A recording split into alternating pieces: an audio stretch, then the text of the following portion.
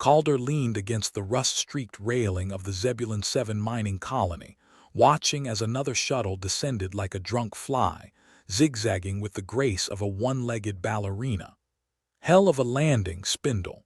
Ever considered a career in synchronized crashing? He shouted over the screeching metal. Spindle, the colony's go-to engineer when things invariably went south, waved him off. Yeah, I hear the pay's great if you survive the training. He hopped out of the shuttle, looking like a scarecrow stitched together from spare parts. His jumpsuit bore the marks of every loving patch-up job he'd administered to the equally patchy colony. What do you reckon, Leora? Calder asked the botanist, who was more philosopher than plant whisperer. She was poking at a stubborn sprout trying to defy the odds in a pot of recycled dirt. Think these plants could survive a landing like that? Leora didn't look up, too busy coaxing life from a soil sample that might as well have been moon dust. Plants are smarter than they look, Calder.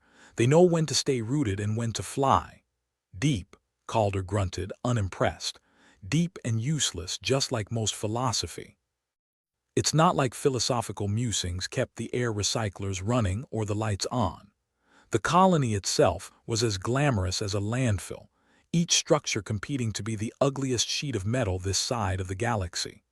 But it was home, albeit a home where the food tasted like processed cardboard, and you were one bad power surge away from a vacuum-trimmed hairstyle. Today, however, the usual routine of mining and monotony was about to take an interesting turn. Not that any turn on Zebulon 7 could be called interesting in the traditional sense, more like potentially catastrophic.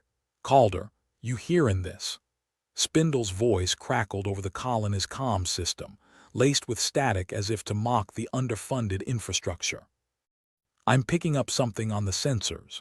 If it's another space rock about to kiss our fuel tanks, just let it, Calder replied, rubbing his temples. Saves us the trouble of scraping the rust off tomorrow. Spindle's laugh was a nervous buzz. Wish it was that simple. This is different. Calder's interest peaked despite himself. Different usually came with a side of unpleasant surprises. Different how? Different as in not from around here. Definitely not one of ours. Leora glanced up, her curiosity drawn from the soil to the skies. Not ours, alien, you mean? If you want to call it that, Spindle replied, sounding no more thrilled than a man about to clean a clogged toilet. Calder spat over the railing, aiming for the distant void with a practiced disdain. Aliens, huh? Guess they've finally come to complain about the noise or the smell. I always thought aliens would be more considerate, Leora mused, still kneeling by her defiant plant. At least send a memo before dropping by unannounced. Yeah, well, this ain't a welcome wagon, Spindle said. These aren't just signals.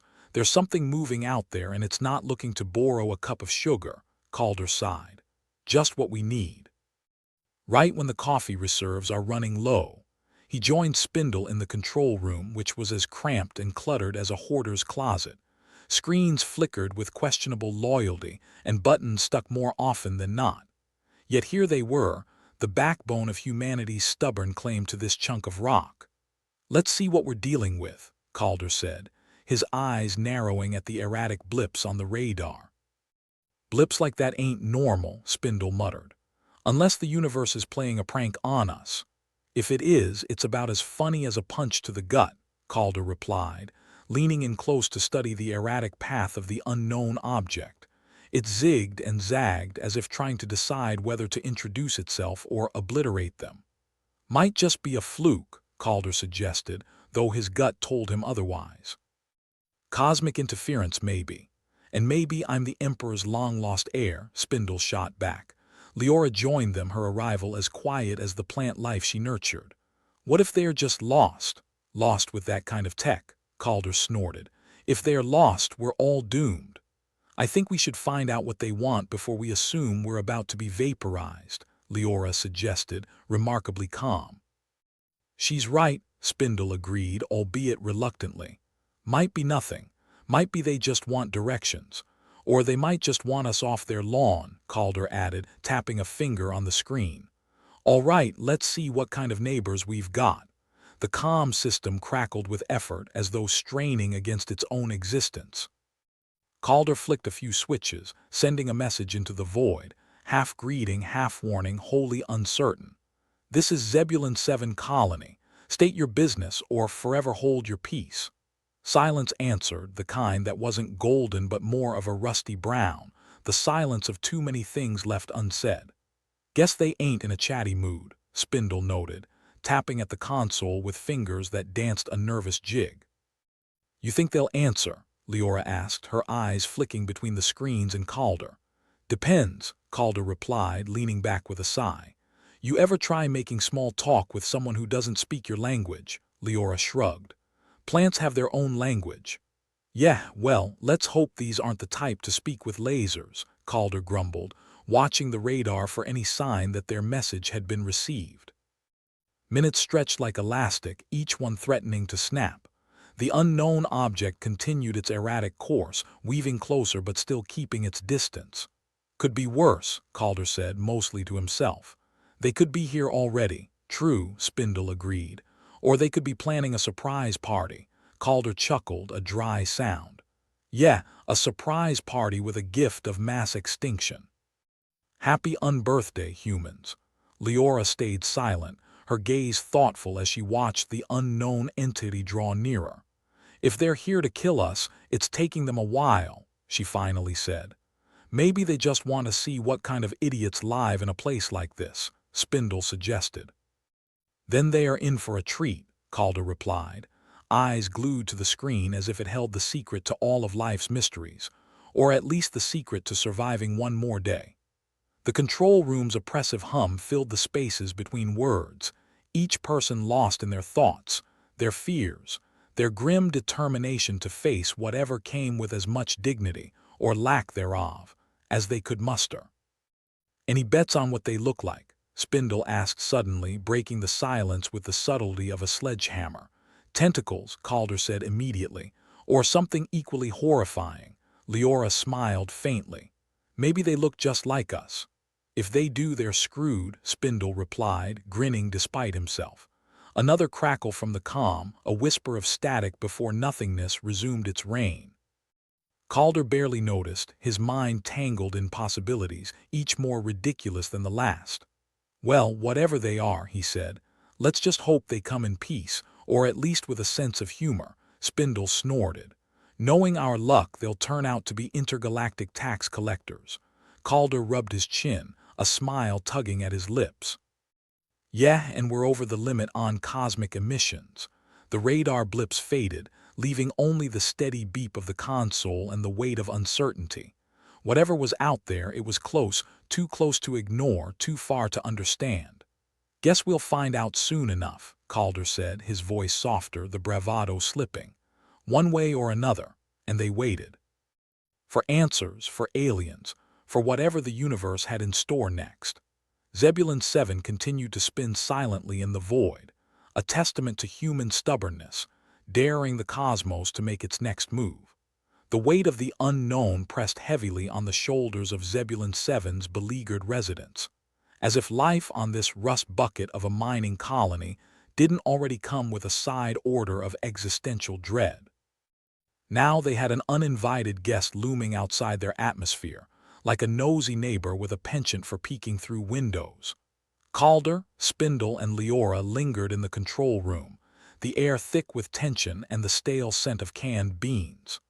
The radar, their only communication with the cosmic, flickered with uncertainty, much like Calder's faith in the universe's sense of humor. "Any updates from our mysterious friend?" Calder asked, feigning nonchalance while tapping the console like it was a vending machine withholding his last Twix. Spindle shook his head, his expression as grim as the colonist's soup of the day. "Nothing yet. Could be they're just enjoying the view." "Yeah, our collection of rust and regret really is something," Calder quipped, leaning back with a sigh. "Might even write home about it." "Do you think they want something?" Leora asked, still harboring her plant-like patience amidst the brewing storm. "If it's sugar, they are out ta luck," Spindle replied. "Unless they fancy some powdered creamer." A sudden blip on the radar caught their attention. It wasn't a friendly knock or a polite hello. It was the kind of blip that said, "You're about to have a really bad day."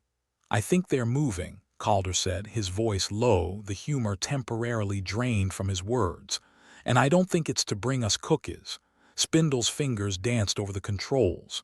Looks like they're positioning themselves. For what? A better view of our charming hospitality, Calder snarked, though his eyes were fixed on the radar with a mix of apprehension and curiosity. Judging by the movement, I'd say they're getting ready to lock us down, Spindle said grimly.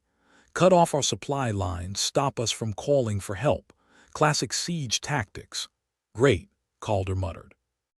We're about to be the most unpopular party in the galaxy. Leora stood, her expression serene amidst the chaos. So, what do we do? Just wait for them to starve us out. Pretty much, Calder replied. Unless you've got a plan to make friends with our new neighbors. She shook her head. Plants are better at making friends than people, but they are slow. We might not have that long. The room was silent, each of them lost in thought, the gravity of their situation settling in like an unwelcome guest. Calder was the first to break the silence, his voice tinged with forced optimism. Maybe they're just really bad at introductions, he suggested, though the humor fell flat against the stark reality. The comm system crackled again, this time with a clarity that was almost unsettling. A voice, cold and precise, slid through the static, cutting through the tension like a knife. This is Commander Vihas of the Interstellar Conclave. You are in violation of territorial boundaries. Prepare for compliance or face the consequences. Ah, there it is, Calder said, his sarcasm a thin veneer over the undercurrent of unease. The intergalactic get off my lawn, Spindle frowned at the console. What do they want with us? We barely have enough resources to keep ourselves alive, let alone be worth conquering, Calder shrugged. Maybe they're just really into rust and regret, or maybe they've heard about our cuisine. Leora leaned against the console, her expression thoughtful. Whatever their reasons, we need to prepare. If they're cutting us off, we'll need to stretch our resources, make everything last. Good thing I'm a master at stretching resources, Calder said dryly. I can make a can of beans last a week. Spindle snorted. That's just because no one else wants to eat your cooking. Calder grinned despite himself. Fair point. The humor was a thin balm over the reality that pressed in around them, each of them acutely aware of the precariousness of their situation. The colonists' survival, already a tenuous thread, was now stretched to its breaking point. All right, let's get organized, Calder said, slipping into a role he was neither qualified for nor comfortable with. Spindle, you think you can boost the signal? Get a message out somehow? Spindle nodded, though his expression was skeptical. I can try, but with them hovering up there, it'll be a long shot. Do what you can, Calder replied, clapping him on the shoulder. And maybe add a please and thank you in there. Can't hurt. And what about us? Leora asked, her calm presence a steadying influence amidst the rising panic. We ration what we've got, Calder said. Make sure everyone knows we're in for a long haul. Rationing, Spindle groaned. I thought things couldn't get worse. They can always get worse, Calder said, more to himself than anyone else. But at least we won't die with empty stomachs. The colony stirred with the news, whispers spreading like the smell of Spindle's last attempt at a stew. Fear was a tangible thing, weaving through the corridors and lurking in the shadows of their thoughts. Isolation, once merely an inconvenience, now loomed as an existential threat. Calder, Spindle, and Leora worked quickly, their every move a dance of desperation and determination. The plan was simple: survive. It wasn't much, but it was all they had. While Spindle wrestled with the comm system, cursing under his breath as if the wires might respond to verbal abuse, Calder and Leora organized supplies. The colonist storeroom was a testament to human endurance, or maybe just human stubbornness. Shelves lined with cans and packets that made up the uninspiring diet of their existence. Looks like we've got enough beans to last a lifetime, Calder said, eyeing the assortment of cans with a wry smile. If that's all we're eating, that lifetime might be shorter than we'd like, Leora replied, her humor as dry as the recycled air. We'll make do, Calder said, though the weight of their predicament pressed heavily on him. We always do. Spindle's voice crackled through the comm system, a thread of static accompanying his words. "I've got something. Might not be much, but it's something." "Like my cooking," Calder replied, making his way back to the control room. "Let's hear it." The message was brief, a plea for help sent into the void with more hope than expectation. It was a long shot, but in their current predicament, a long shot was as good as a guarantee.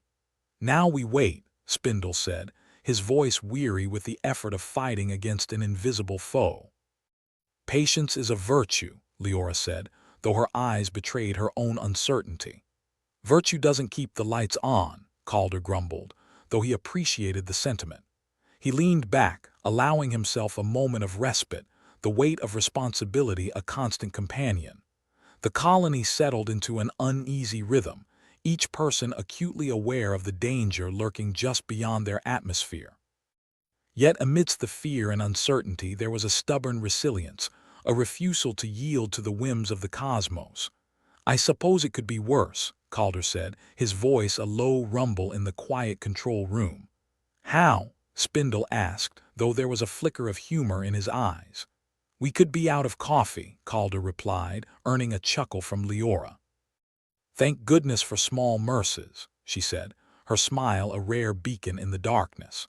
The siege continued, an oppressive presence that loomed over the colony like a storm cloud waiting to unleash its fury. The days stretched into an uneasy routine, punctuated by the constant reminder of their isolation. Calder stood at the railing once more, staring out into the void where their unwelcome neighbor lingered. The dark humor that usually sustained him felt thin and insubstantial against the vastness of space. He sighed, shaking his head at the futility of it all. "Well, here's to surviving another day," he muttered, raising an imaginary glass to the universe. Behind him, Spindle and Leora joined him, their presence a comforting reminder that, despite everything, they were not alone. Whatever came next, they would face it together. And perhaps, just perhaps, with a little luck and a lot of stubbornness, they might just survive this cosmic joke. "Any bets on how this all ends?" Spindle asked, his voice light despite the weight of their predicament. Calder shrugged, a faint smile tugging at the corners of his mouth. "With us laughing in the face of the universe one way or another." "Seems fitting," Leora said, her gaze steady and unwavering. As the silence of the cosmos enveloped them once more, Calder felt a sense of calm settle over him. It wasn't hope, not quite, but it was enough. For now, it would have to be. "Well, we're out of coffee," Calder announced with the kind of gravity reserved for announcing the end of the world, or in this case, the end of the world as they knew it. He tossed the empty tin into the recycling chute with a dramatic flair. "What's next?" "Tea parties with dirt," Spindle grumbled, wrestling with the ancient control console as if it were a stubborn dog refusing to heel. "We do have dirt," Leora chimed in, her voice carrying the faintest trace of amusement. "And enough powdered creamer to start a new civilization if that's your thing." "At least we won't go thirsty," Calder said, glancing at the water recycling system with a resignation that tasted bitter on the tongue. "Though I can't say recycled sweat and tears make the best brew." Spindle snorted, giving the comm system a shove. It crackled in response, a symphony of static that was about as welcome as a migraine. "I've always wanted to drink my own tears. Thanks for making that dream come true." "As for food," Calder continued, moving to the shelves that looked more like a shrine to canned despair, "we've got beans, beans, and more beans. They say variety is the spice of life, but I guess we'll just have to stick with salt. Not to mention the unpleasant side effects," Leora added, her smile both enigmatic and infuriatingly serene. "We might be able to weaponize them against our new friends." Calder chuckled, though the humor was as thin as the soup he'd once tried to make from shoe leather. "If we survive this, I'm writing a survival manual." Chapter 1: How to Weaponize Flatulence. "Sounds like a bestseller," Spindle muttered, still fiddling with the controls, face a mask of concentration mixed with irritation. "All right, so we need a plan," Calder said, shifting gears, his mind a whirl of half-baked ideas and caffeine withdrawal. "How do we stretch these supplies without making us all hate life more than we already do? Rationing's already tight," Leora said, her practicality shining through her calm exterior. "We can try boosting the nutrient density of the food. There are a few tricks we can use." "Like what?" Spindle asked, finally turning away from his hopeless task, his face a mixture of curiosity and skepticism. "Like incorporating some of the local flora," Leora suggested, gesturing toward the small garden they'd managed to scrape together in a forgotten corner of the colony. "Edible moss, a bit of algae, nothing gourmet, but it might stave off madness." "Great. We'll be eating salad from the side of the airlock," Calder said, but he gave Leora a nod. "Better than starving. Or worse, eating each other," Spindle added with a smirk. Calder raised an eyebrow. "You volunteering, Spindle? I hear you're a bit of a tough chew." "I'm more of a stringy, leathery cut perfect for jerky," Spindle shot back, matching Calder's sarcasm to a T. "So what's the psychological strategy, Leora?" Calder asked, shifting the conversation to more cerebral territories.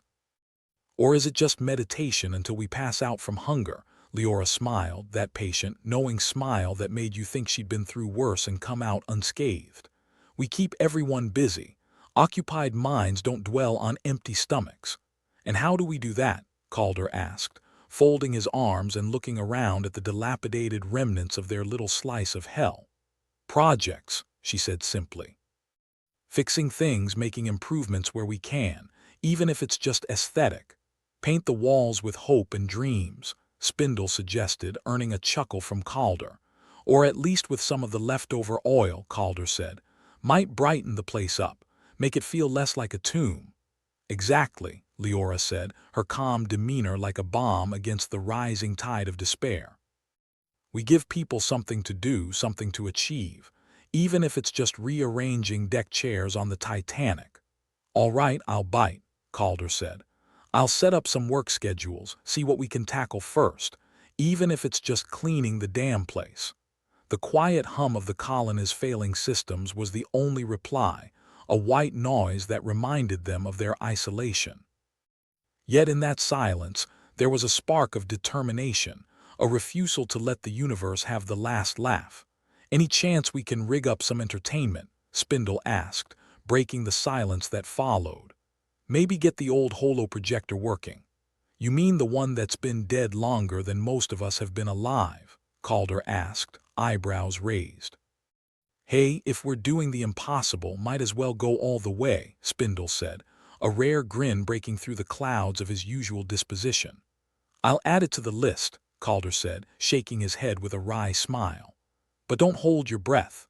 "Wouldn't dream of it," Spindle replied, turning back to his beloved console with a sigh. The day wore on, each passing hour a reminder of their dwindling time and resources. Calder spent the afternoon dragging out every joke, every ounce of humor he could muster to keep spirits from plummeting through the floor.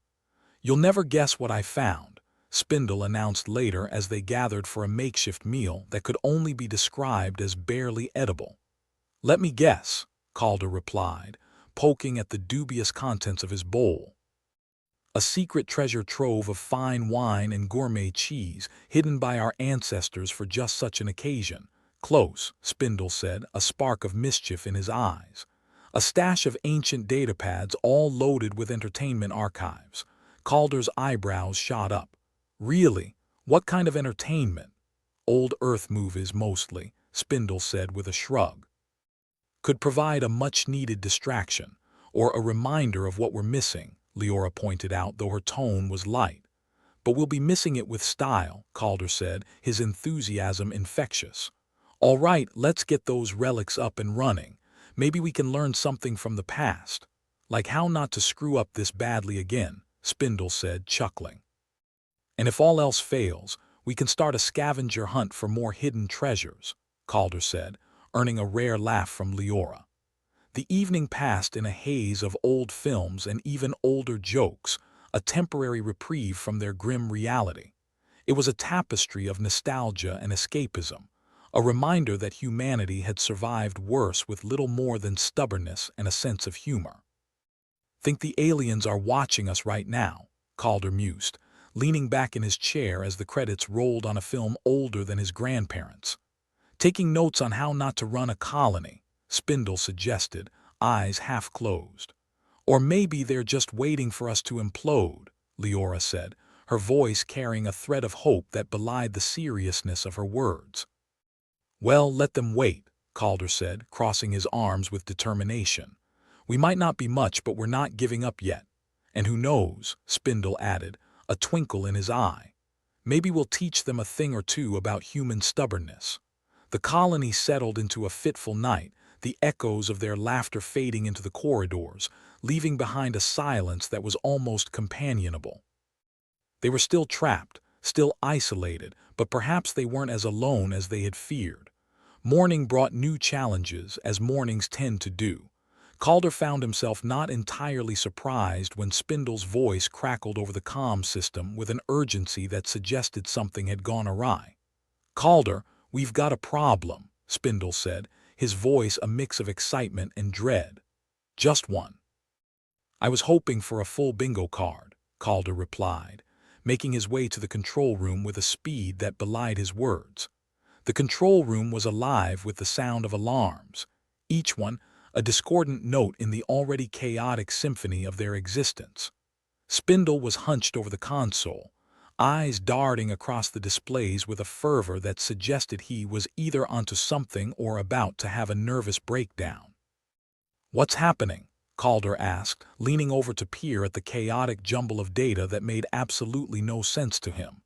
The aliens, Spindle said, pointing to a series of blips on the radar. They're moving. Moving how? Calder asked, his heart skipping a beat. Closer, Spindle replied, his voice tinged with a peculiar mix of excitement and fear. I think they're getting ready to make contact. Calder felt a ripple of unease pass through him. Contact? You mean like phone call contact or face-to-face with ray guns and demands contact? Hard to say, Spindle admitted, rubbing his chin thoughtfully. But whatever it is, it's different from anything we've seen so far. Leora joined them, her presence a calming influence amidst the mounting tension. If they're reaching out, maybe they're not as hostile as we thought. Or maybe they're just really polite invaders, Calder said, though there was a flicker of hope in his voice. Guess we'll find out soon enough, Spindle said, his eyes fixed on the radar. As they watched, the blips continued their approach, each one a reminder of the unknown, a harbinger of possibilities both grim and hopeful. Well, here's to hoping we get the friendly kind of aliens, Calder said, raising an imaginary glass once more. Either way, Leora said, her gaze steady, we'll meet them head on. The tension was palpable, a living, breathing thing that filled the room with its presence. Yet beneath it all, there was a sense of resolve, a determination to face whatever came next with the same stubbornness and irreverence that had gotten them this far. Whatever the aliens wanted, whatever the future held, they would face it together. And maybe, just maybe, they'd find a way to turn this cosmic joke into something resembling a triumph. Any last-minute advice? Calder asked, glancing at his companions. Just one, Spindle replied, a grin breaking through the tension. Try not to get us killed. I'll do my best, Calder said, his voice a blend of humor and resolve. But no promises. As they prepared to face the unknown, Calder couldn't help but smile. It wasn't much, but it was enough.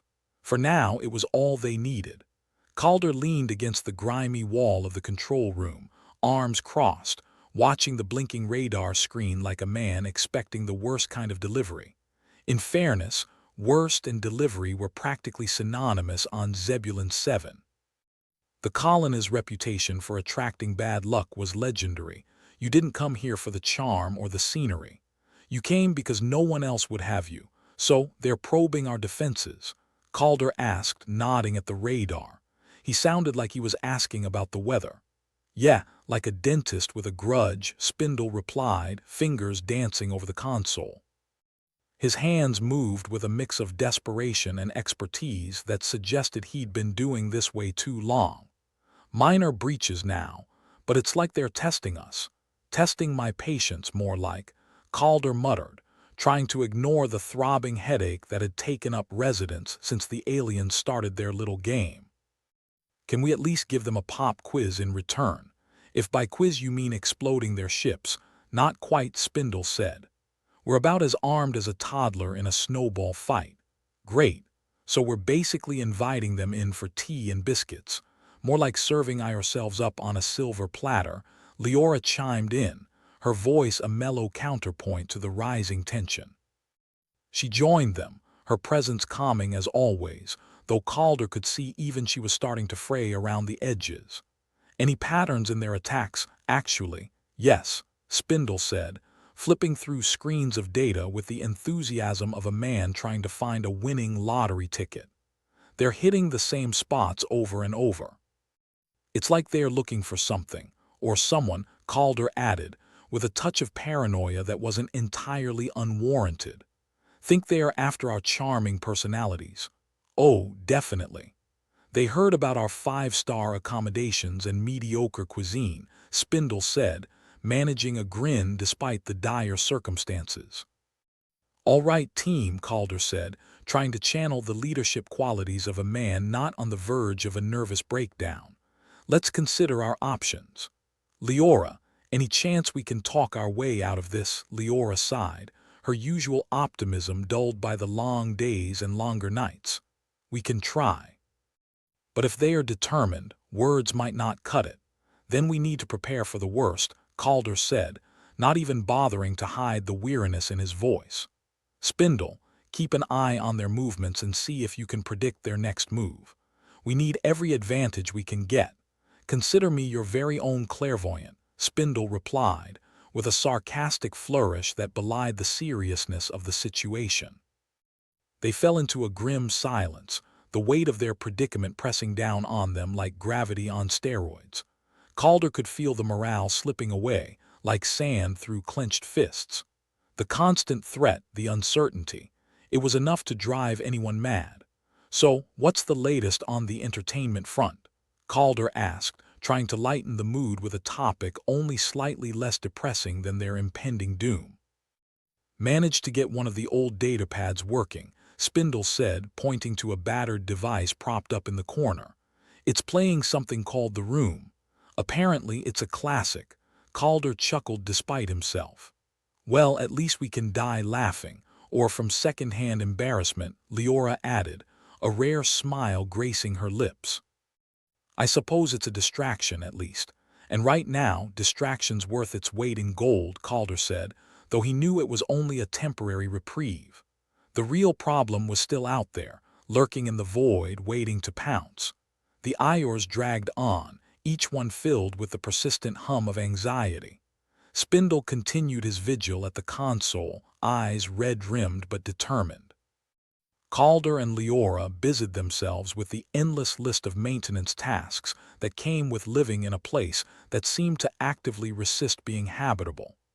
As the day wore into night, they gathered again in the common room, the glow from the datapad casting eerie shadows on their faces.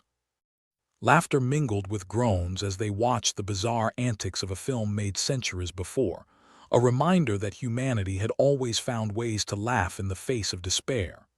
Think the aliens would enjoy this? Calder asked, gesturing at the screen.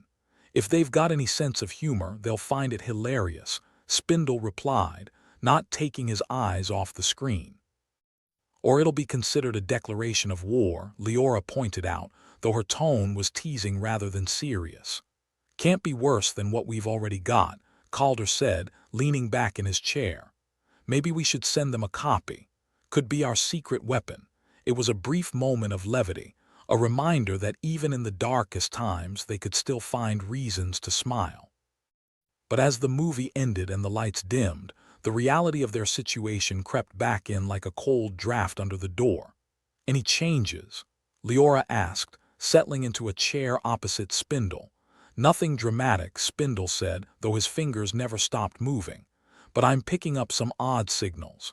They're doing something new, but damned if I know what it is yet. Keep looking, Calder said. If they're up to something, we need to know what. Don't worry, Spindle replied. I'll figure it out. I always do. They shared a nod, a silent agreement that whatever happened, they'd face it together. Alone, they were vulnerable. Together, they were slightly less vulnerable, which in their world was as good as it got. The next day dawned with the usual fanfare of malfunctioning systems and the irritating crackle of the comm. Calder was nursing his third cup of flavored dirt, coffee if you squinted and pretended, when Spindle's voice cut through the static. "I've got it." Spindle's excitement was palpable, vibrating through the comm like a live wire. "I know what they're doing." Calder didn't even bother to put the mug down as he hurried back to the control room, Leora on his heels. They found Spindle practically bouncing with energy, eyes wide and wild. "Spindle, if this is another false alarm." "It's not," Spindle interrupted, waving a hand dismissively. "They're not just attacking randomly. They're triangulating," Leora echoed, frowning. "Yeah," Spindle said, pulling up a series of charts and diagrams that looked like a drunk octopus had tried its hand at abstract art. "They're mapping our defenses, looking for weaknesses. Great. So we're not just outgunned, we're outsmarted too," Calder said, rubbing his temples. "Any ideas on how we stop that?" "Not yet," Spindle admitted, his enthusiasm dimming slightly. "But at least we know what they're doing. That's something. Knowing's half the battle, right?" Calder said, though his voice lacked conviction. "Sure," Spindle replied with a sardonic grin. "The other half's the part where we don't all die horrible, screaming deaths. Let's focus on that half," Leora suggested, her tone halfway between serious and hopeful. As the day dragged on, the reality of their predicament settled over the colony like a storm cloud refusing to rain. The knowledge that the aliens were systematically dismantling their defenses was both a blessing and a curse. It gave them a chance to prepare, but it also highlighted just how outmatched they were. "Any chance we can call for help?" Calder asked, though he knew the answer before the words left his mouth. "Help," Spindle replied with a hollow laugh. "From who? We're the cosmic equivalent of the middle of nowhere. No one even knows we're here, right?" "Forgot we were in the boonies of the universe," Calder said, feeling the weight of their isolation like an anchor. "Guess it's up to us then," Leora said, her voice steady despite the undercurrent of fear. "We've faced worse, have we?" Calder asked, raising an eyebrow. "No," Leora admitted, a small smile playing at her lips. "But it sounds good," Calder chuckled, appreciating the attempt at humor. "All right, let's get to work. We've got a colony to save." The day passed in a flurry of activity, the colonists banding together in the face of their shared adversity. It was hard work, grueling, thankless, but it gave them a sense of purpose, a reason to keep going. As the sun set on another day, Calder found himself standing outside, staring up at the sky. The stars were just starting to peek through the gloom, distant and untouchable like diamonds scattered across velvet. "Think they're watching us?" Leora asked, joining him. "Probably," Calder said, folding his arms. "Waiting for us to slip up or give up." "We won't," Leora said, her voice firm. "No," Calder agreed. "We won't." They stood in silence for a moment, the enormity of the universe pressing down on them. It was vast and indifferent, a reminder of their insignificance. But even so, they refused to be cowed. "Guess we better get back to it," Calder said, turning away from the stars. "Yeah," Leora replied, with a quiet determination that echoed his own. "We've got work to do." As they returned to the colony, Calder couldn't shake the feeling that they were standing on the precipice of something monumental. The aliens were still out there, still probing, still testing. But for now, they had each other, and that was enough. At least, it would have to be. Calder was in the middle of chewing on the colony's all-time favorite delicacy, a chewy bean-based concoction that tasted like regret seasoned with more regret, when the shouting started. It began in the mess hall, where tensions were as high as the calorie count was low, and quickly spread like a wildfire through a forest of highly flammable grievances. "You're telling me we're just gonna sit here and wait for those cosmic clowns to blow us to smithereens?" A miner named Biggs bellowed, his voice nearly cracking under the strain of both outrage and a throatful of recycled air. "I say we take the fight to them," Calder sighed, rubbing his temples with fingers that seemed permanently stained with the grime of his so-called leadership. "And how exactly do you propose we do that, Biggs? With what?" "Our sparkling personalities and enough beans to constipate a planet." Biggs wasn't deterred. "It's better than doing nothing. We're sitting ducks out here." Correction. Spindle piped up from a corner, fiddling with a cracked screen. "We're sitting ducks without feathers, or wings. Basically, we're the rock at the bottom of the pond." A low murmur of discontent rippled through the crowd. Calder could feel the fragile threads of unity beginning to fray, and the prospect of them breaking scared him more than any alien threat. "Look, I get it," he said, trying to inject some steel into his tone. "You're pissed, we're all pissed, but running around like headless chickens isn't gonna do us any favors. We need to stick together, figure out a real plan." "And what if there ain't no real plan, huh?" another voice shouted from the back. "What if we're just screwed?" Calder opened his mouth to respond, but the words caught in his throat. The truth was, he didn't have a good answer. Hell, he barely had a bad one. Leora stepped forward then, her presence as calming as a cold shower after a bad date.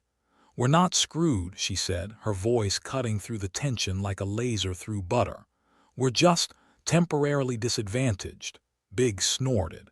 "Disadvantaged? We've got more disadvantages than a one-legged man at a butt-kicking contest. And yet here we are," Leora said, undeterred. "We've survived this long, haven't we?" "Survived? Is that all we're aiming for?" Biggs shot back, his tone as sharp as his jawline. "For now, yes," Leora replied simply. "And once we've survived, we can start living again." The room fell quiet, the silence louder than any argument. Calder watched as Leora's words sank in, a small seed of hope in the barren soil of despair. All right," Calder said, clapping his hands together in a gesture he hoped looked more confident than he felt. "Let's do what we do best. Hunker down, fix what we can, and pray to all the gods listening that the aliens have a change of heart and go pick on someone their own size." The crowd dispersed slowly, grumbling like a pack of disgruntled gremlins, but there was a new resolve in their steps. As Calder watched them go, he felt a flicker of gratitude towards Leora. She had a knack for turning the tide, even when the tide was mostly composed of hopelessness and recycled water. "Thanks," he said quietly as they found themselves alone in the mess hall, the oppressive weight of uncertainty settling back over them like a familiar, albeit unwelcome, blanket. Leora shrugged, her eyes reflecting both the harsh light of the hall and the softer light of her stubborn optimism. "Just telling it like it is," Calder nodded. "So this strategy you hinted at, care to elaborate, or were you just blowing smoke?" Leora leaned against the wall, arms crossed. "The aliens are methodical, right? They're expecting panic chaos. But what if we play it differently? Play it differently? Like how? Offer them tea and beans." Calder's sarcasm was reflexive, but Leora's steady gaze made him pause. "Like keep doing what we're doing," she said. "Make them think we're too boring to bother with. They came looking for drama, not monotony." Spindle wandered in just then, looking like he'd just lost a fist fight with a particularly unruly console. "You want to bore the aliens away. Sounds almost plausible, given our track record." Calder rubbed his chin, considering the idea. "So we're counting on them getting bored and leaving us alone. It's risky." "Everything's risky," Leora pointed out. "What have we got to lose?" Spindle grinned, a grim sort of humor lighting up his otherwise exhausted features. "Apart from our lives, dignity, and whatever passes for sanity around here." "Not a damn thing," Calder sighed, feeling the weight of the colonist's fate pressing down on his shoulders like a particularly heavy set of alien handcuffs. "All right. We keep on keeping on, maintain the routine, fix what we can, ignore what we can't, make them think we're not worth their time." Spindle nodded. "I'll keep the radar running, keep tabs on what they're doing. Maybe we'll catch them yawning." Leora straightened, a small smile playing on her lips. "Who knows? Maybe they'll move on to something more exciting, like watching paint dry. The plan, or lack thereof, wasn't perfect. But it was something, and sometimes something was all you had." As the days stretched into an unending loop of repairs, recycled water, and endless static, the colony settled into a new rhythm of tense normalcy. Morale was still low, dipping lower than a snake's belly in a trench, but they kept moving, kept working. Calder found himself in the control room more often than not, eyes glued to the radar screen that flickered with uncertainty more often than any useful data. Spindle was a constant presence, his fingers dancing over the controls with the grace of a man who was one ill-timed keystroke away from a nervous breakdown. "You ever think about just hitting the self-destruct button and calling it a day?" Spindle asked one particularly dismal afternoon, his voice as dry as the humor he favored. "More often than I'd like to admit," Calder replied. "But I'd hate to deprive the universe of our delightful company." Spindle chuckled, the sound surprisingly genuine. "We are a charming bunch, aren't we?" Leora swept in then, as if summoned by the sheer magnitude of their collective ennui. "Any news?" Same old, Spindle said. "Though I think I saw one of the aliens doing a triple axel on the radar earlier." "Real talent, that one. Maybe we should send them an invitation to join the colony," Calder joked, though the thought of making peace at a negotiating table instead of a battlefield was more appealing by the day. Leora shook her head, though her eyes were bright with amusement. "Somehow, I don't think they'd appreciate our cuisine," Calder snorted. "It's an acquired taste. Like licking a battery." As the days wore on, they began to see subtle shifts in the aliens' patterns. The attacks became less frequent, the probing half-hearted. It was as if the aliens themselves were slowly losing interest, their curiosity waning under the relentless monotony of the colony's existence. Maybe Leora had been right. Maybe the best defense really was a defensive wall of tedium.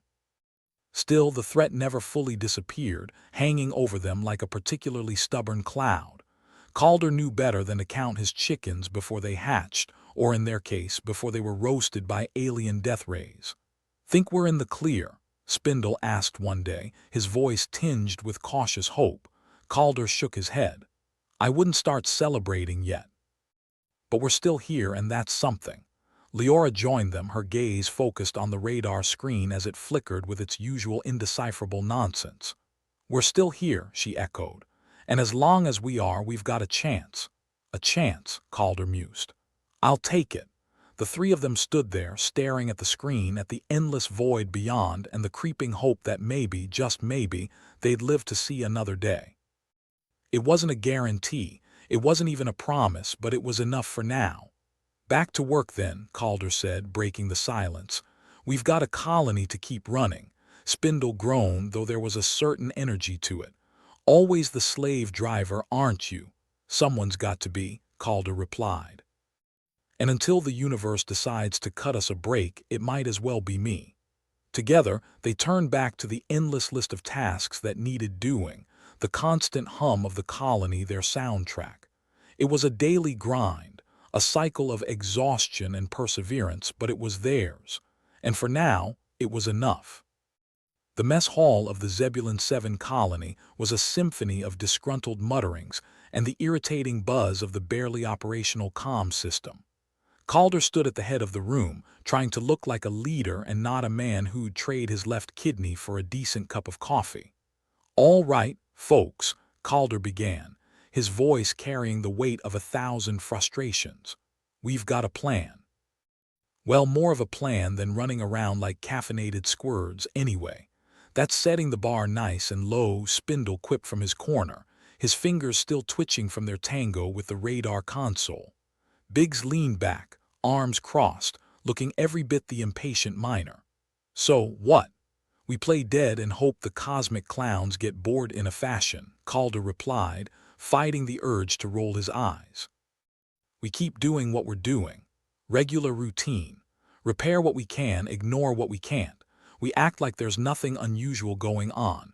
"Brilliant," Biggs said, his tone as sharp as a space miner's pickaxe. "Our big plan is to be dull. It's unconventional," Leora said, her voice smooth like the recycled water they all pretended was drinkable.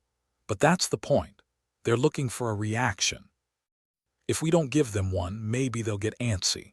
A murmur of skepticism rippled through the room, but there was a hint of reluctant agreement beneath it.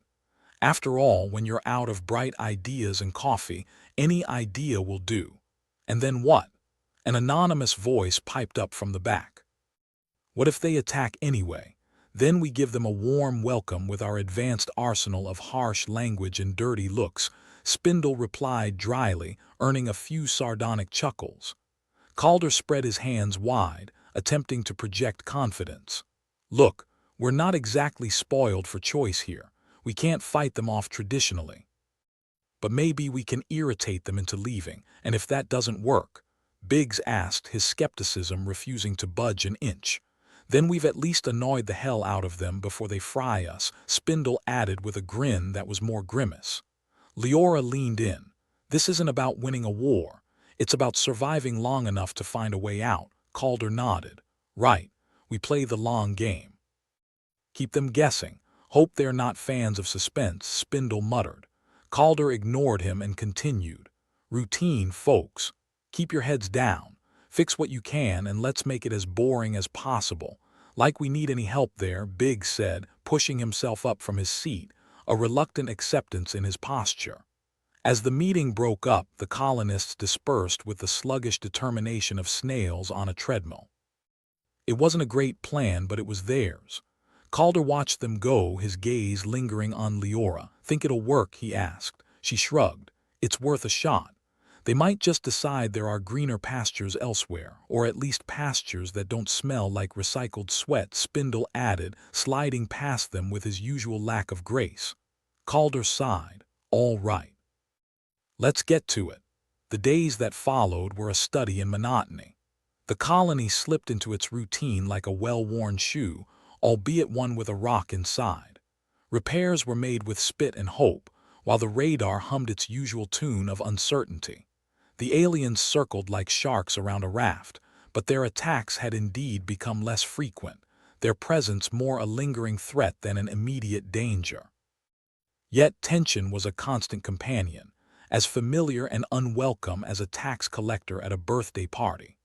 The colonists moved through their tasks with the weary resilience of those who had nowhere else to go and little choice in the matter. Calder found himself spending more time in the control room, staring at the radar screen like it might suddenly reveal the secrets of the universe. Spindle was a fixture by his side, his hands dancing over the controls with the fervor of a man trying to win an argument with a particularly stubborn piece of machinery. Think they are getting bored yet? Calder asked one day, his voice laced with the kind of dry humor that comes from too little sleep and too much stress. Hard to tell, Spindle replied. Aliens aren't exactly known for their expressive faces. Bet they are ugly as sin, Biggs said, leaning against the doorframe with the casual arrogance of someone who'd never met an alien but had plenty of opinions about them. Calder chuckled. Ugly or not, I'd rather they find someone else to bother. Maybe we should send them a gift basket, Spindle suggested, his grin as mocking as ever. Nothing says leave us alone like a nice selection of reconstituted beans, or a bomb, Biggs added, his tone half serious. Too bad we don't have any. Leora walked in, her presence as soothing as an undisturbed nap. Any changes? Not really, Calder said. They're still out there, circling. Like vultures, Spindle added, his fingers tapping a rhythm of nervous energy on the console. But maybe they're losing interest, Leora said, her optimism a small flame in the gloom. We can hope, Calder replied, though hope was a currency he'd learned to spend sparingly. The alien presence was still an ominous shadow over their days, a reminder that their survival was a precarious balance of luck and tedium. But as the days stretched into weeks, their routine began to work its insidious magic. The aliens, it seemed, were not fans of reruns. Their probes became less frequent, their presence more sporadic. It was as if the colony's relentless banality was a repellent more effective than any weapon they could have mustered. Think they are gonna leave us alone? Spindle asked one day, his voice as hopeful as a man with winning lottery numbers. Calder shrugged. Hard to say. But they're definitely not as interested as they were. Leora, ever the optimist, nodded. We just might outlast them, assuming we don't die of boredom first, Biggs drawled, his tone as dry as the colony's recycled air. The mood in the colony shifted ever so slightly. It was a fragile, tentative optimism, more of a maybe things won't be terrible forever than any kind of celebration. But it was enough to see them through another day, another cycle of repairs and routine. In the mess hall, over yet another meal of beans that tasted like regret, Spindle leaned back, his expression one of cautious amusement. "So, what's next? We gonna keep this up until they forget we're here pretty much," Calder said. "We're in this for the long haul. Just keep your heads down and your expectations lower." "Easy enough," Biggs said, his voice laced with sarcasm. Never had much in the way of expectations anyway. Calder couldn't help but grin. Glad to hear it. As the days slipped by, the colony settled into a new normal. The aliens lingered at the edges of their existence, a constant reminder of the precariousness of their situation. But the colonists had adapted, finding ways to survive in spite of the ever-present danger. It was the simple victories that sustained them, the flicker of hope in Leora's eyes, the camaraderie between Calder and Spindle as they navigated the labyrinth of malfunctioning technology, the stubborn determination that kept Biggs going despite the odds stacked against them. "Think we'll ever get out of this?" Spindle asked one evening, his voice soft in the quiet of the control room. "Maybe," Calder said, "but for now we keep going, one day at a time." Leora appeared in the doorway, her presence a reminder that even in the darkest of times there were always flickers of light. "One day at a time," she echoed, her smile a balm against the uncertainty that loomed over them. Together they turned back to their work, to the routine that had become both their prison and their salvation. It was a delicate balance, a dance on the edge of disaster, but it was theirs. And for now, it was enough. Calder was starting to think that the universe was just one big cosmic joke, and they were the punchline. The aliens had been circling for weeks, like cats playing with a doomed mouse, and now it seemed they'd grown tired of the game. The radar console flickered with incoming signals, a telltale sign that the party was about to kick off. "Looks like our guests have decided to get a little more personal," Spindle said, his eyes glued to the radar screen. His fingers danced across the control console like he was playing a particularly annoying video game. Calder leaned over, his eyes narrowing at the chaotic blips. "I was just getting used to our dull routine." "Damn, they must have realized we're not the most entertaining sitcom in the galaxy," Spindle replied, not looking up. "So what's the plan?" Biggs asked, sauntering into the control room with the swagger of a man who'd seen it all and liked none of it. "Stick to the script," Calder said. "We've bored them once, maybe we can bore them again. You're kidding, right?" Biggs' eyebrows shot up like they were on springs. "Dead serious," Calder replied. "We've got a few surprises lined up. Time to see if they actually work." "Surprises, huh?" Biggs crossed his arms, skepticism etched across his face. "Like what?" "Scaring them off with your cooking. Got something better," Calder said, a sly smile tugging at his lips. The calm before the storm stretched thin across the colony. Calder and his ragtag crew had spent countless hours preparing for this moment, refining their plan with all the precision of a toddler stacking blocks. The aliens probably thought they were pushing at an open door. Surprise was a dish best served piping dull, and they were about to serve up a buffet. "They're closing in," Spindle said, his fingers mimicking the frenetic dance of the radar blips. "Looks like they're coming in for a proper hello." "Can't wait," Calder replied, his voice dripping with sarcasm. Leora entered, her expression a mix of determination and resigned amusement. "This is it then." "Showtime?" "Yep," Calder said. "Let's give them the grand tour." The aliens, oblivious to the wily cunning of their human adversaries, swooped in with all the subtlety of a wrecking ball. Calder imagined them grinning with triumph, ready to swoop down and finish them off. Poor bastards didn't know what they'd signed up for. "Positions, everyone." Calder barked, his voice cutting through the tense air like a blade. The colony had been a hive of activity the past few days, with everyone from the mechanics to the miners pitching in to rig up a surprise for their unwelcome visitors. It was like a low-budget fireworks show, only with more improvised explosives and fewer guarantees of safety. "Leora, you're up," Calder said, nodding towards the console where she stood. She nodded back, her fingers deftly flicking switches and pressing buttons that looked like they'd been scavenged from a scrapyard. Let's see if they like our little surprise. The aliens descended, their ships silhouetted against the stars like malevolent shadows. It was the kind of sight that would make anyone else run for the hills, or in this case, the nearest asteroid belt. But Calder's crew had nowhere to go and nothing to lose, which made them dangerous in a way the aliens hadn't counted on. "Ready?" Leora said, her voice steady. Calder nodded, a hard smile on his face. "Do it." With that, the colony lit up like a Christmas tree from hell. Improvised EMP crackled to life, sending arcs of electricity dancing through the air. The aliens, caught off guard by the sudden display of human ingenuity or sheer madness, found their systems fried, their ships twitching like flies in a bug zapper. "Didn't see that coming, did they?" Spindle said, his grin wide and wicked.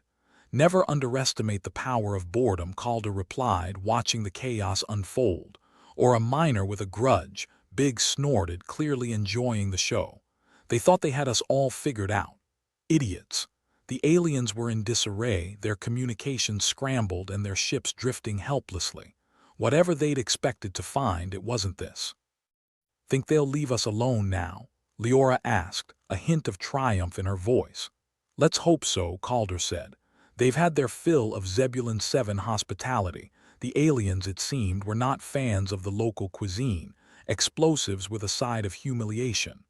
As their ships limped away, Calder felt a surge of satisfaction. They'd taken a swing and landed a punch, even if it was a sloppy one. "Not bad for a bunch of miners and misfits," Spindle said, leaning back in his chair with a grin that was all teeth. "Would have been nice to have a few more luxuries, though," Biggs added, ever the pragmatist. "Next time we'll ask for a decorative nuke," Calder said, his laugh rough around the edges. The aliens might have retreated, but the memory of their presence lingered, a reminder that peace was fleeting and always balanced on the edge of chaos. Yet in their victory, however small, the colony found a new sense of camaraderie, an understanding that they could face what the universe threw at them. The mess hall, once a place of disgruntled mutterings and hopelessness, now buzzed with an energy that was almost palpable. The colonists gathered around tables, the usual discussions about recycled water and tasteless beans replaced with tales of their improbable triumph. "Did you see their ships? Like a bunch of headless chickens," one miner exclaimed, his voice full of exuberance. "I'd pay good money to see their faces," another chimed in, laughter bubbling up around the room. "It'll be a while before they come sniffing around again," Calder said, his voice cutting through the chatter. Spindle raised a mug of what passed for celebratory drinks on Zebulon 7, some concoction brewed from dubious ingredients and sheer desperation. "To surviving another day in this hunk of rust we call home." "To survival," Leora echoed, her smile bright against the backdrop of their dingy surroundings. Biggs snorted, raising his own cup, and to giving those space clowns a reason to think twice. Calder watched them, a sense of pride swelling in his chest. They'd done it. Against the odds, they'd held their own. Sure, they were still stuck on a desolate rock in the middle of nowhere, with recycled sweat for water and dreams that smelled like beans, but they'd proven something important. "We're tougher than we look," Calder said, his voice carrying a note of quiet conviction. The colony had been a backdrop to their lives, the constant hum of machinery and the taste of desperation woven into the fabric of their existence. But now it was a symbol of their resilience, a testament to what they could achieve when pushed to the brink. "Think they'll remember us?" Leora asked, her gaze locked onto Calder's. Calder shrugged. "They'll remember the day they got their asses handed to them by a bunch of miners." "Good," she replied, a fierce spark in her eyes. "They'll think twice before messing with us again." The mess hall quieted as Calder stood, looking out at the faces of the people he'd come to know as family. They were a motley crew, a ragtag bunch thrown together by circumstance, but they were his crew. And they'd managed to turn what seemed like certain defeat into an unexpected victory. "So, what now?" Biggs asked, leaning back with the air of a man who'd just conquered the world, or at least a very small part of it. We go back to what we do best, Calder said. Fix what we can, ignore what we can't, and keep going. And hope the next lot are just as dumb, Spindle added, earning a ripple of laughter from around the room. The mood in the colony was lifted, a subtle shift from the despair that had weighed them down. They'd faced the threat head-on and come out the other side. Maybe they weren't heroes, but they were survivors, and that was enough. As the chatter continued, Calder stepped outside, looking up at the stars that stretched into infinity. The universe was vast and uncaring, a web of chaos and indifference, but it was also full of possibilities. They'd just proven that they could carve out a space for themselves within it, however small. Leora joined him, her presence as constant and comforting as the recycled air they breathed. Think they'll tell stories about us? Maybe, Calder said, a wry smile touching his lips. But if they do, let's make sure they get it right. We're not just a forgotten speck in the universe. As they stood together, the future stretched before them, uncertain and full of promise. They'd found strength in routine, in the mundane, and turned it into a weapon. It was a victory built on the backs of ordinary people doing extraordinary things. Whatever comes next, Leora said, her hand resting on his arm, we'll face it together. Calder nodded, the weight of the universe a little lighter on his shoulders. Together. In the end, it didn't matter where they were or how dire things seemed. They'd built something out of nothing, forged a community out of chaos, and proven that even the bleakest circumstances could be overcome with grit, determination, and a dash of dark humor. The stars above twinkled, indifferent to the struggles of the tiny colony on Zebulon 7. But it didn't matter. They'd faced the odds and won. It wasn't the end of their story, but it was a damn good chapter. And for now, it was enough. The mess hall was buzzing with the kind of energy you get when people who are normally too tired to complain finally find a reason to smile. It might not have been much, but on Zebulon 7, a small victory was like finding a 10-credit bill in your washed clothes, unexpected and worth celebrating, despite the wrinkles. Calder sat at one of the battered tables, surrounded by the crew who'd become more like family than colleagues. Spindle, still wired from the adrenaline and his over-caffeinated concoction, was juggling what looked suspiciously like a cup of sludge. Leora was laughing at something Biggs had said, her eyes sparkling with the triumph only the recently victorious can muster. "So when do you think the cosmic clowns will make their encore?" Spindle asked, grinning like a kid who'd stolen a cookie and gotten away with it. "Hopefully never," Calder replied. "But knowing our luck, they'll show up the day after we run out of beans." Leora leaned back, crossing her arms. "Maybe they'll bring us an actual meal. I hear humiliation is quite the appetite suppressant," Biggs snorted. "Yeah, if they're smart, they'll steer clear.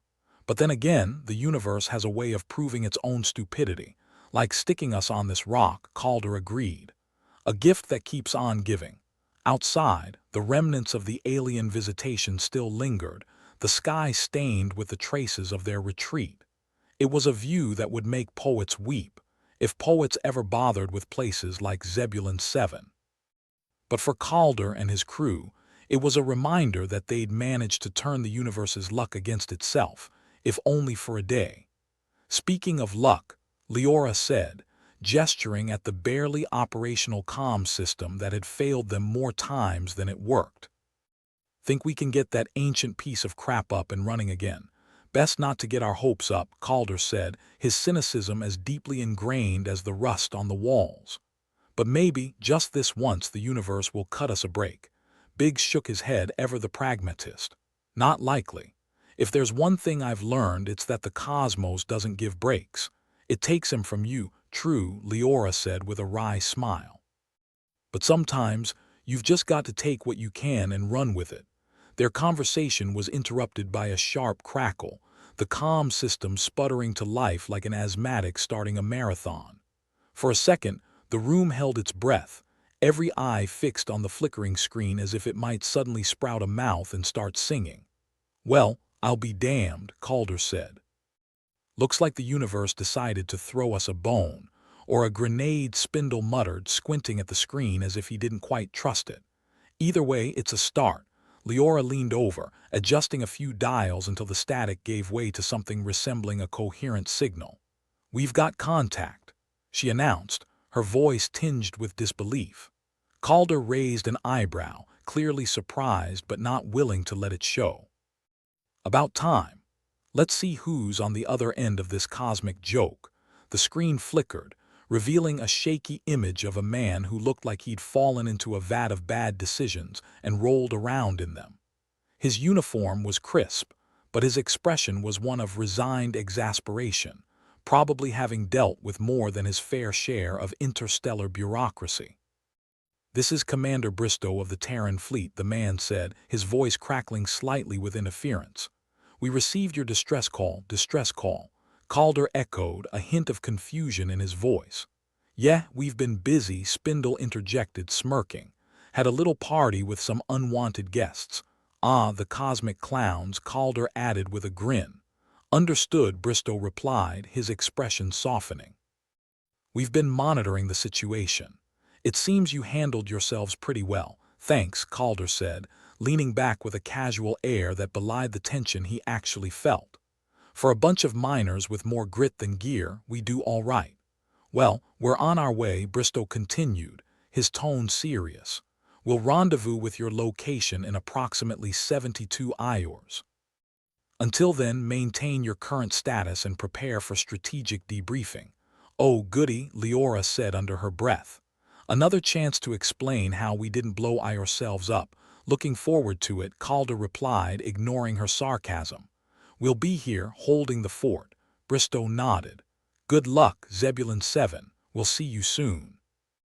Bristow out, the screen went dark, the silence in the room heavy with the weight of what had just transpired. They'd done it, survived, and soon they'd have backup, assuming the universe didn't decide to hit them with another curveball in the meantime. "Well, that's that," Calder said, standing up and stretching. "Guess we've got a little time to kill before the cavalry arrives." Spindle grinned. "Hope they brought better coffee, or at least something edible," Biggs added, his voice dry as the dust that perpetually coated the colony. "Either way, we've got some breathing room," Calder said, resting his hands on his hips, "and maybe a chance to fix this place up a bit. We've earned it." Leora looked around at the mess hall, her expression softening. "You know, for a dump, it's not half bad." "High praise, considering," Calder replied with a chuckle.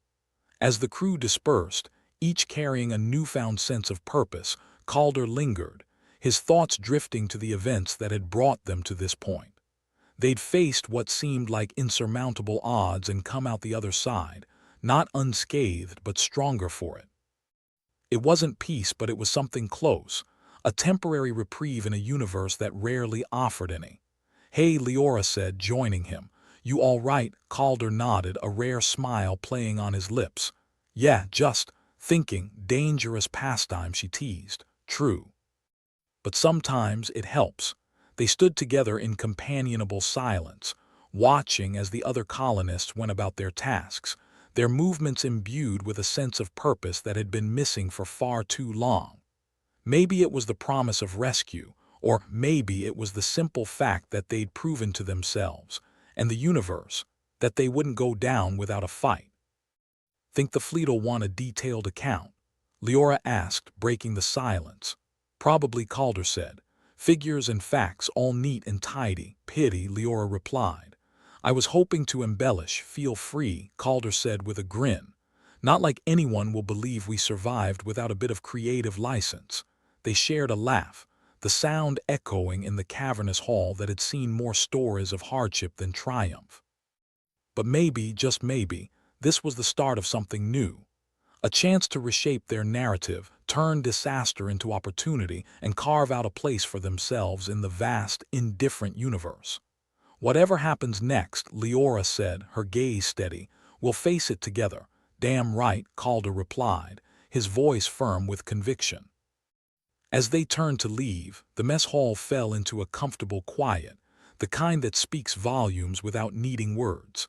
They'd survived, against all odds, and in doing so, found a strength they hadn't known they possessed. a fire that burned brighter for all the darkness around it.